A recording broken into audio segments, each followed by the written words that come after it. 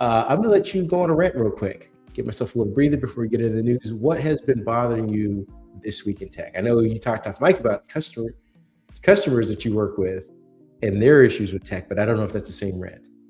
No, that's not the same. Well, it kind of is the same rant. Tech is, you know, let's pull it all together. You've kind of added, you kind of put a little spark in that. Let's kind of pull it all together here. When you've got this thing called AI that can nearly tell you just about anything you need to know about anything, and can guide you through the steps. The amount of effort sometimes that people put in to solve their problems is not what it should be. I feel like when you get to the point in tech where you have to go, I don't know, there's a problem, because you haven't used any resources to answer your I don't know. Because when you type something into Google, when you type something into Bing, you don't have to open up Copilot.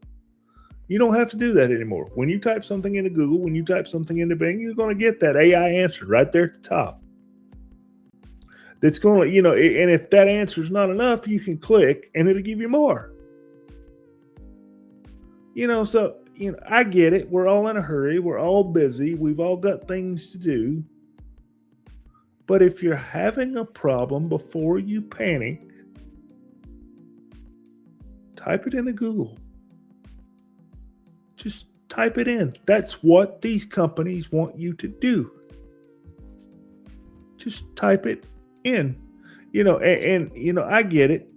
People spend a lot of time on social media. I get it. And they just want to contact you on social media. No. There is such thing as off hours. I get it. Connected. Companies want you working 24/7. Use the proper channels to contact your tech support. I heard you say the proper channels, and I translated that into all the channels at all times. Well, that's what most people do.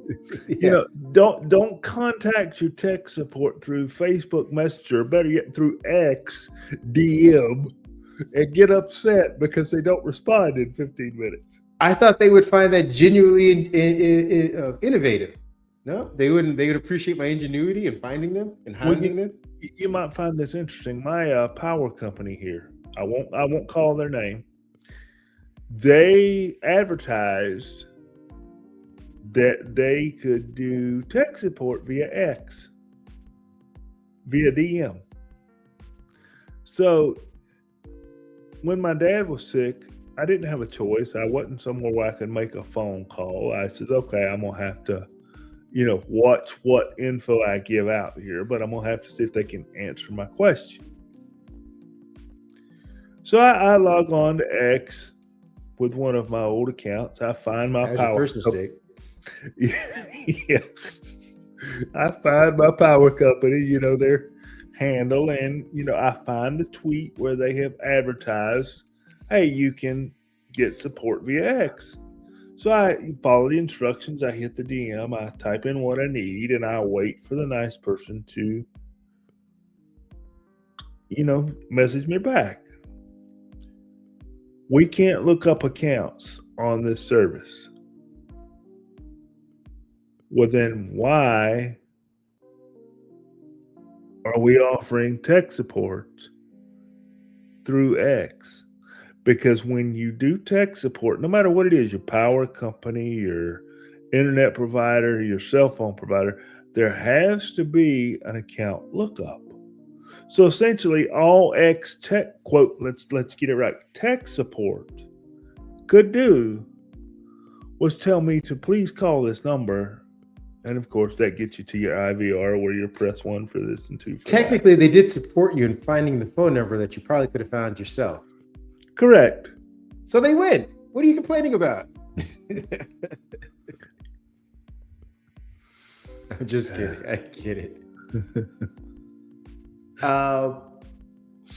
I would say mine's is even more petty than that and much more small. At least yours was like about customer service, people spending money, time, and wasted effort. Mine's is about timers on appliances or timers in general, clocks in general. I had to reset my microwave clock the other day. Oh boy, It got me thinking.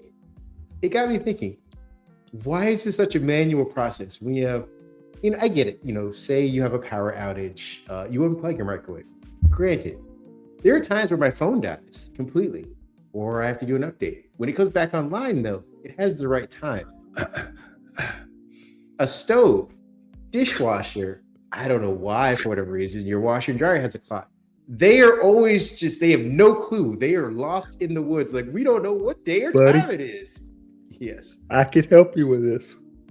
What do you got? I can help with this. You haven't been to Best Buy, your favorite Lowe's, your favorite appliance store, and bought the new modern Wi-Fi connected smart appliances. See, that you haven't done that yet.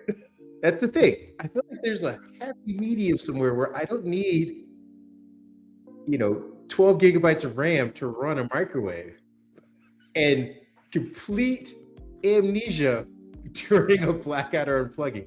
There's somewhere in between there where the refrigerator,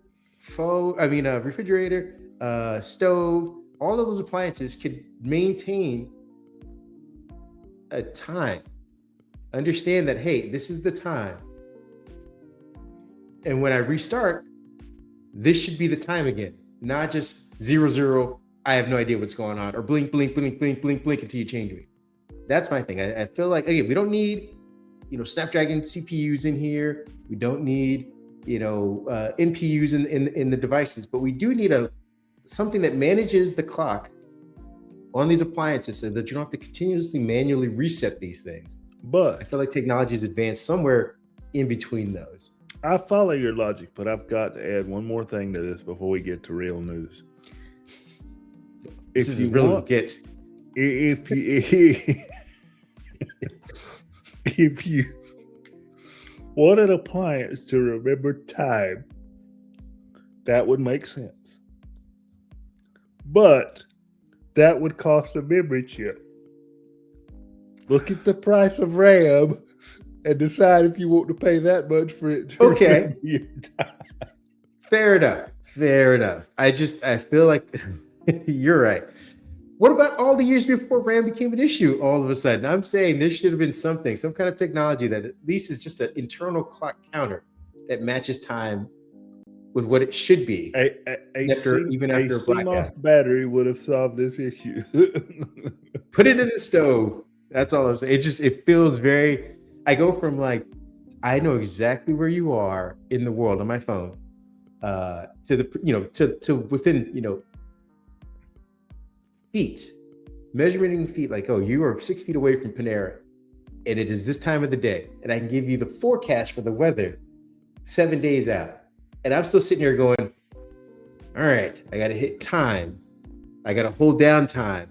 Then I got to go over and change the hour manually. Then I got to change the minute manually. Then I have to confirm. And this again, and perhaps maybe it's just a process of accessibility. Maybe there should just be a button that says like, here's time and here's confirm, as opposed to here's time and hit time again to make sure that you confirmed, or hold it down and then wait for and it's different on all appliances. It's like, oh, you can do the 0/number hour in military time, or you can just do a general, like, here's, just type in the hour, like, oh, it's 3:33. Like, let's standardize all this. Let's put buttons on devices that say, hey, I want to fix just the time. I want to confirm that this is the time. I want to set the time.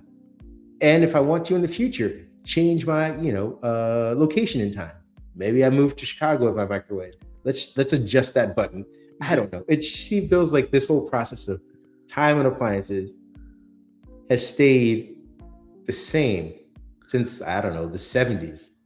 What technology part hasn't even. Back in the late 90s, early 2000s, the radio in your car was the one that was always 1 hour off for 6 months of the year, wasn't it? Yep. You know it. It may still be. If it wasn't for my phone having Google Play, who knows? Who knows what time it is or what day that thing is on?